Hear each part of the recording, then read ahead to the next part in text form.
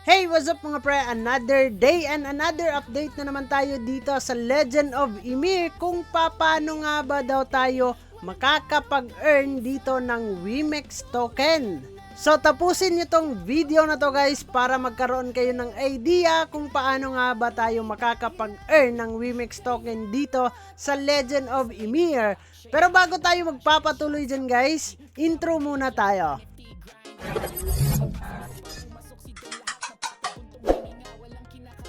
So guys, sa paglalaro po natin dito sa Legend of Ymir ay pwede nga tayong makapag-earn ng Wimex token. Kung paano yan guys ay kailangan nyo lang dito ay makapag-farm at makapag-grind also para makakuha po tayo nung mga bentable na mga gamit dito. So marami po yung mga gamit na pwede nating malot pero napakababa po ng chance guys, lalo na sa epic na mga gamit guys no. So dito po natin makikita yung mga rewards or yung malulot natin na mga gamit katulad nitong loot unique monster.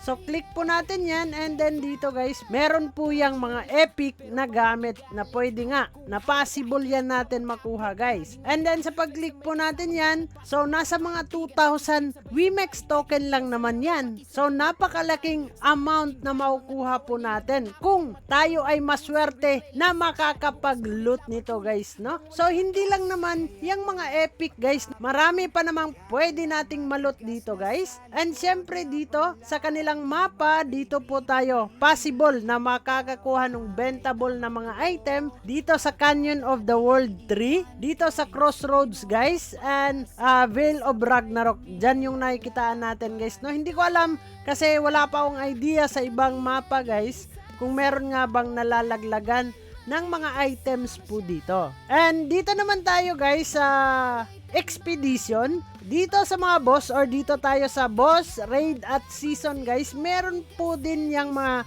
nilalaglag or nalulot nating mga items katulad nito guys na equipment. So meron po yung mga bentable din yan na makukuha natin. So dito, magkano ba yung makukuha natin? 9 Wimex. So hindi naman siya masyadong kalakihan pero pag once na na-ups po natin yan, so pwede nating ibenta ng mahal po yan guys no. Click po natin andito sa baba. So plus 11 guys nasa 169. Ayun, plus 10. Meron po yung plus guys no. Kailangan po natin yan i-upgrade para mahal po yung bentahan po dito. So hindi lang naman dito guys, dito din sa raid meron din tayong nakukuha ng mga gamit na pwede nga nating ibenta. So dyan din dito guys. So meron din dito. So ito marami. Pero dito guys pag tayo ay nag-farm or participate tayo dito sa mga boss ay hindi po talaga tayo nakakakuha kasi RNG po yan guys no. So random po yung nakakakuha ng mga gamit or items na pwede ngang ibenta dito. So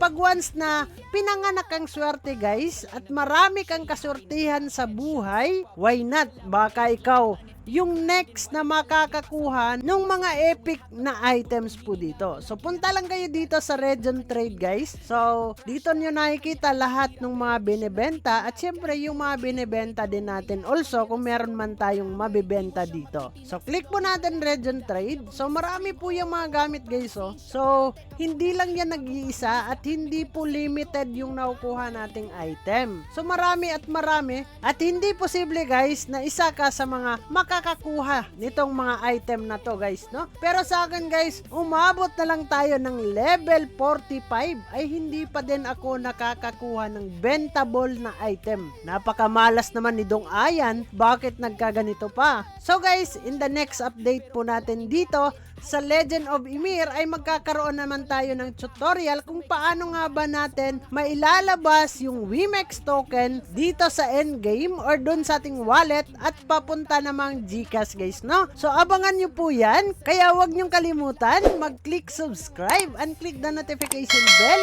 para ma-update ka dito sa ating mga i-upload na video. So yun lang naman guys, dyan na muna kayo and kita-kits soon in the next video. Ingat po tayong lahat and bye-bye! Iiwan kahit sino ka pa, sabay-sabay kaming lalab.